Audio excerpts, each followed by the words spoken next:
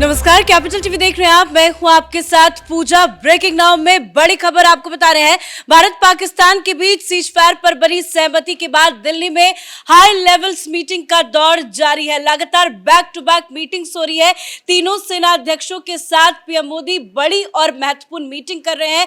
अजीत डोभाल भी इस मीटिंग में शामिल है, तो वहीं राजनाथ सिंह की तरफ से भी मीटिंग्स की जा रही है। दिल्ली में बैठकों का दौर जारी है। उसी के बीच में इंडियन आर्मी फोर्स की तरफ से एक ट्वीट करके ऑफिशियल अनाउंसमेंट किया गया है कि अभी भी ऑपरेशन सिंदूर जारी है। इस पे ताजा अपडेट के साथ मेरे साथ न्यूज रूम से जुड़े हुए हैं कैपिटल टीवी के editor in chief doctor Manish Kumar. Sir, Delhi में लगातार बैठकें हो रही है, क्या चल रहा है अभी? देखिए, अगर मीटिंग चल रही है और ये जानकारी है कि वायुसेना अध्यक्ष प्रधानमंत्री मोदी के सामने बैठे हुए हैं, वहां डिस्कशन चल रहा है, और इस दौरान अगर इंडियन एयरफोर्स की तरफ से एक ट्वीट आता है जिसमें यह कहा जा रहा है कि ऑपरेशन जारी है, इसका मतलब है कि प्रधानमंत्री मोदी की तरफ से यह साफ कह दिया गया है कि अभी चीजें खत्म नहीं हुई है, अभी हिंदुस्तान का बदला जो है वो अभी खत्म नहीं हुआ है। क्या कहा गया है कि the Indian air force has successfully executed it's assigned task in operation Sindoor with precision and professionalism. Operations were conducted in a deliberate and discreet manner aligned with national objectives. वायुसेना की तरफ से यह कहा जा रहा है कि जो हमने ऑब्जेक्टिव लिया था उसको बहुत ही प्रोफेशनल तरीके से और बहुत ही डिस्क्रीट तरीके से हमने वो सारे टारगेट्स को जो पूरा किया है। और वाकई जिस तरह का मार हमने मारा है पाकिस्तान को, जिस तरीके से 11-11 उनके एयर बेस को उड़ाया है, वैसे वैसे एयर बेस को भी हमने टारगेट किया जहां उनको समझ भी नहीं आया, जहां उनके न्यूक्लियर आर्सेनल भी लगे हुए हैं और तमाम F-16 और JK-17 ये सारे थे। लेकिन सबसे इंपॉर्टेंट क्या है? सबसे इंपॉर्टेंट ये है कि since the operations are ongoing, मतलब ऑपरेशन सिंदूर खत्म नहीं हुआ है। और ये तब ये खबर आ रही है जब एयर चीफ प्रधानमंत्री के सामने बैठ के वहां डिस्कशन हो रहा है। ऑब्वियस सी बात है कि मीटिंग के दौरान ही ये बात कही गई होगी कि एयरफोर्स की तरफ से आप एक ट्वीट कीजिए कि this operation is still on.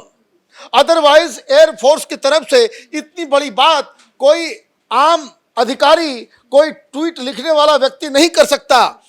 A detailed briefing will be conducted in due course, और ये किस तरीके से ये जारी आगे रहेगा इसके बारे में एयरफोर्स आगे जानकारी देगी।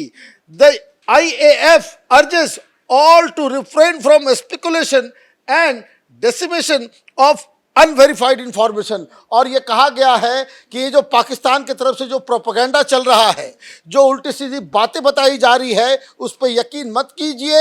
ये सारी चीज़ें जो पाकिस्तान वो नाच रहा है, हम जीत गए, ये बेकार की बातें हैं। ऑपरेशन सिंदूर अभी जारी है और मुझे लग रहा है कि कोई बहुत बड़ा डिसीजन, कोई बहुत बड़ी खबर प्रधानमंत्री कार्यालय से आने वाली है। और ये ट्वीट यही संदेश दे रहा है कि बहुत जल्द इसकी जानकारी भी दी जाएगी। हमारे एग्जीक्यूटिव एडिटर राजीव जी भी मेरे साथ मौजूद है। सर, ये ट्वीट क्या संदेश दे रहा है? अभी तो ऑपरेशन खत्म नहीं हुआ, इसका ऐलान हो गया है। पाकिस्तान को तो बहुत नुकसान हुआ, आगे किस तरह की चोट मारने की तैयारी है? देखिए, पाकिस्तान ने जो हरकत की और उसके बाद प्रधानमंत्री मोदी ने जो मीटिंग बुलाई, इन दोनों के बीच सामंजस्य है। अचानक से ऐसा नहीं हुआ, क्योंकि भारत ने मान लिया। भारत ने वो बात नहीं मानी, बल्कि वो पहले से ही कहता रहा था कि हमने अभी तक अटैक नहीं किया, अभी तक हम डिफेंड करते रहे और फिर केवल प्रतिक्रिया देते रहे पाकिस्तान के अटैक का। लेकिन फिर भी अगर पाकिस्तान चाहता है कि ये सिचुएशन खत्म हो जाए, यानी कि संघर्ष वाला सिचुएशन खत्म हो जाए, तो उसके लिए उसे सीज फायर करना पड़ेगा। और उसी समय ये ट्रंप सामने आए और उन्होंने कह दिया भारत पाकिस्तान मान गया। पाकिस्तान की तरफ से भी बात कही गई। उसके बाद भारत सरकार ने कहा पाकिस्तान ने मान लिया है तो हम भी सीज फायर का अनाउंसमेंट करते हैं। लेकिन उसके बाद क्या हुआ? उसके बाद पाकिस्तान ने सोचा कि ये कश्मीर का तो विवाद है और विवादित क्षेत्र है, तो LOC के आसपास ये सीज फायर वायलेशन तो हम पहले भी करते रहे थे, इस बार भी करते हैं, और उसने शुरू कर दिया। इसीलिए एयरफोर्स रात में ही एक्टिव हो गई थी और उसके बाद पीएम मोदी ने ये बात की कि आगे हम ऑपरेशन जो करेंगे उससे पाकिस्तान का एक भी एयरबेस बचना नहीं चाहिए। अभी तक जितने एयरबेस पाकिस्तान के अंदर हैं लगभग 40 एयरबेस हैं, उसमें से 13-14 को तो हमने एक बार टारगेट करके टारगेट अनलॉक भी कर दिया और वहां पर विस्फोट भी हुआ। तो उसके बाद जो बचे हुए हैं वो बचे हुए सारे एयरबेस अब तबाह कैसे किए जाएंगे। एयरफोर्स की तरफ से यह बताया गया कि अब आर्मी मूवमेंट की बात छोड़ दीजिए, अभी हम नेवी की तरफ से बात नहीं कर रहे, लेकिन हम एयरफोर्स की तरफ से कह रहे हैं कि राफेल उड़ेगा, मिसाइलें दागी जाएगी और जो बचे हुए ठिकाने तुम्हारे आतंकवाद का है, ये 12 ठिकाने, उस पर भी मिसाइलें दागी जाएगी। इसलिए पाकिस्तान इस गफलत में न रहे कि ट्रंप को बुला लिए, मीडिएट करने के लिए पूरी दुनिया को कह दिए कि देखो 2 परमाणु संपन्न देश लड़ रहा है, पूरे एशियाई प्रायद्वीप में अशांति अस्थिरता हो जाएगी, सबको नुकसान होगा, ये पूरे दुनिया को नुकसान है, इसलिए किसी तरीके से इसे रुकवाने की कोशिश करो। लेकिन वो गलतफहमी में मत रहो कि अब भारत सरकार कुछ कार्रवाई ही नहीं करेगी, अब प्रतिक्रिया होगा और ये जारी रहेगा तब तक जब तक कि ये पिछले दिनों एक दिन पहले ही पीएम मोदी की तरफ से कहा गया एक भी टेरर हमला युद्ध की स्थिति के बराबर माना जाएगा। मतलब अब आतंकवाद के खिलाफ कार्रवाई उस देश के खिलाफ कार्रवाई होगी जहां से आतंकवादी भेजे जा रहे हैं। तो ये पूरा क्लियरिटी है कि नहीं, अभी ऑपरेशन भारत सरकार ने खत्म नहीं किया और ये सीज फायर का झुंझुना जो चल रहा है वो सीज फायर नहीं होगा, बल्कि भारत की तरफ से तैयारी पूरी हो चुकी है। बहुत महत्वपूर्ण जानकारी आई थी, लेकिन उसकी चर्चा कहीं नहीं हुई कि कल नगरोटा में आतंकी हमला हुआ। हालांकि उसकी डिटेल्स अभी तक सार्वजनिक बहुत ज्यादा विस्तृत से नहीं आई, लेकिन कल जो फैसला लिया गया कि कोई भी आतंकी हमले को अब युद्ध की तरह देखा जाएगा, तो नगरोटा की जो घटना हुई है उसके बाद तो सरकार कैसे चुप बैठी? देखिए, सरकार अभी भी चुप नहीं है और आगे भी चुप नहीं रहेगी, लेकिन आतंकी हमले में उसके सबूत के बाद वो युद्ध जैसे हालात की बात की गई है। तो अगर भारत के खिलाफ आतंकी हमले होते हैं, लेकिन वो पाकिस्तान प्रायोजित आतंकवादी हमले आतंकवाद की तरह नहीं होता, ये बड़े स्तर पर हमारे देश के खिलाफ एक कार्रवाई होता है, इसलिए उस स्थिति में ये युद्ध जैसे माहौल ही बताए जाएंगे। और तभी ये पाकिस्तान अभी सीज फायर करने के बाद चीख चिल्ला रहा है हमने अपनी कार्रवाई आर्मी की नहीं, मिलिट्री की सिर्फ नहीं, एयरफोर्स और नेवी की नहीं, बल्कि अलग तरीके से जितने उसके ऊपर प्रतिबंध लगे हैं उस पर भी अभी हम कोई चर्चा नहीं कर रहे हैं। मतलब युद्ध जैसे हालात हैं और युद्ध जैसे हालात अभी लंबे रहेंगे, इसलिए पाकिस्तान अभी बचने वाला नहीं है। वो जितने देशों के साथ जो भी समझौता कर ले उसको बीच में ला ले। भारत सरकार इस बार पहले की तरह स्थिति में नहीं है कि युद्ध के अनुमति लेने के लिए ये दुनिया के विकसित देशों के पास जाएगा और युद्ध करने के लिए उन लोगों का समर्थन चाहिए, युद्ध के समय उन लोगों का सपोर्ट चाहिए। ऐसा नहीं है, इस बार खुद से हमने अनाउंस किया है और खुद से ही इसका बदला लेंगे। बिल्कुल, और इसी के साथ हमारे सहयोगी अनुज शुक्ला भी हमारे साथ जुड़ेंगे। लेकिन बड़ी खबर आपको बता दें, जो हमने खबर बताई थी कि मीटिंग्स हो रही है,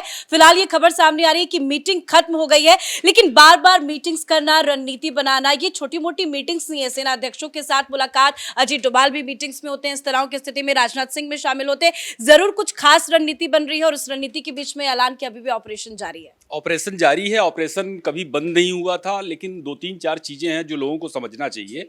एक तो ये युद्ध नहीं था, भारत ने कभी नहीं कहा कि वह युद्ध लड़ रहा है। भारत ने हमेशा कहा कि पाकिस्तान ने जो पहलगाम में टेरर अटैक किया है हम उसका जवाब दे रहे हैं। लेकिन अब देखिए कि हमारे यहाँ जो है, हमारे अंदर तक पाकिस्तान का एक सिंडिकेट पूरा का पूरा पल रहा है और चीज़ों को किस तरीके प्रोपेगेंडा किस तरीके फैला रहा है। जब अटैक नहीं हो रहा था, हम जवाब नहीं दे रहे थे पाकिस्तान को, उस वक्त ये कहा गया कि मोदी जी बैठे हैं, मोदी जी कुछ नहीं कर रहे हैं। जब हमने अटैक देना शुरू किया, ये पूरा का पूरा इन लोग का क्रोनोलॉजी जो है, प्रोपेगेंडा जो है, उसको देखना चाहिए। फिर आप बोल रहे हैं कि से नो टू वार, ये जंग ठीक नहीं चीज़ है, बच्चे मारे जा रहे हैं।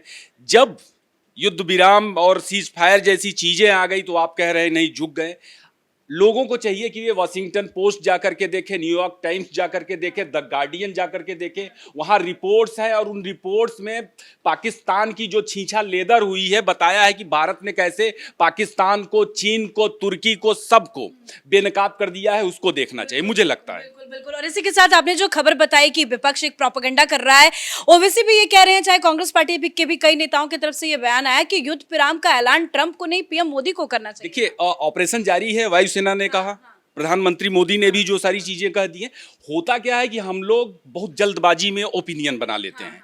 उदाहरण के लिए मैं एक उदाहरण देना चाहूंगा, अमिताभ बच्चन का आप उदाहरण ले लीजिए कि 22 अप्रैल को अटैक हुआ। उस अटैक के बाद वो कोई ट्वीट नहीं कर रहे हैं, केवल नंबर दिन का वे डालते हैं, नंबर केवल डाल रहे हैं। आज अमिताभ बच्चन ने ट्वीट किया है, जब सारी चीजें हो गई कि नहीं अब दोनों देश रुकेंगे, ठहरेंगे, बातचीत करेंगे और एक दिन बाद उस पर बैठक है, और उन्होंने पूरी तरह से जवाब दिया। लेकिन हमारे यहाँ कुछ ऐसे लोग थे कि उन्होंने तुरंत ओपिनियन बना लिया कि अमिताभ बच्चन चुप हैं, अमिताभ बच्चन कुछ नहीं बोल रहे। एक मिनट के लिए लोगों ने नहीं सोचा कि ठीक 22 अप्रैल जिस दिन अटैक हुआ था, उसके बाद 23 अप्रैल से लेकर के अब तक अमिताभ बच्चन कुछ लिख क्यों नहीं रहे हैं।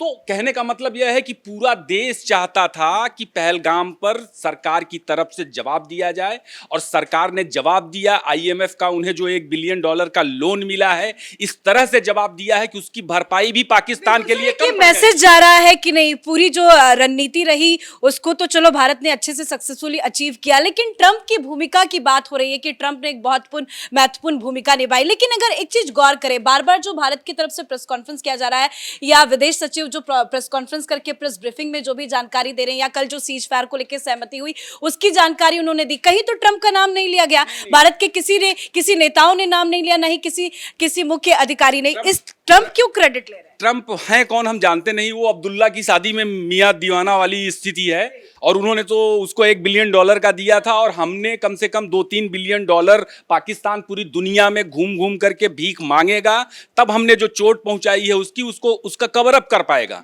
पाकिस्तान को हमने इस तरह से तोड़ा है, ये बहुत स्ट्रेटेजिक अटैक था इंडिया का। आप देखिए, पाकिस्तान को हमने इस तरह तोड़ा है कि पाकिस्तान में पॉलिटिकल अनरेस्ट हो सकता है, पाकिस्तान में मांगे की जा रही हैं। आप लगातार देखिए, इमरान खान की पार्टी, उसके कार्यकर्ता सड़कों पर उतर रहे हैं, सरकार से इस्तीफे मांगे जा रहे हैं, असीम मुनीर से इस्तीफा मांगा जा रहा है। खैबर में भी अभी आज की तारीख में कई सारे वीडियोस सामने आ रहे हैं जिसमें खैबर पख्तूनख्वा में टीटीपी के लोग ग्रेनेड और कंधे पर AK-47 लेकर के सड़कों पर मार्च करते नजर आ रहे हैं। तो हमने इस तरह की चोट दी है और पाकिस्तान को नंगा कर दिया है, मैं जिसकी बात कर रहा था। और ये सारी बातें न्यूयॉर्क टाइम्स ने, द गार्डियन ने, वॉशिंगटन पोस्ट ने पाकिस्तान को लेकर के अपनी रिपोर्ट्स में किया है कि पाकिस्तान का जो एक हवा था, एक जो बुलबुला था, एक जो एटमी पावर का उनकी जो माहौल बनाया गया था और चीन का जो दबदबा था, हुआ था, वो सब का सब ध्वस्त हो गया। तो ये हासिल है हमारा। जी, बहुत बहुत धन्यवाद सर अपडेट के लिए। तो ये ट्वीट आपको दिखा रहे हैं, ये इंडियन एयरफोर्स की तरफ से किया गया है और बताया गया है कि कैसे हमने इस ऑपरेशन को सक्सेसफुली अंजाम दिया। लेकिन ये ऑपरेशन अभी रुका नहीं है। इंडियन एयरफोर्स की तरफ से ये बताया गया है कि ऑपरेशन सिंदूर अभी भी जारी है और तमाम बैठकें भी जारी है। दिल्ली में हाई लेवल मीटिंग्स का दौर चल रहा है और पाकिस्तान की जिस तरह से कमर तोड़ी गई है, उससे पाकिस्तान में तो हाहाकार मचा है, लेकिन आगे भी बड़ी रणनीति बनाई जा रही है। उसी को लेकर मीटिंग्स पे मीटिंग्स हो रही है। कैमरा पर्सन रवि के साथ मैं पूजा, कैपिटल टीवी।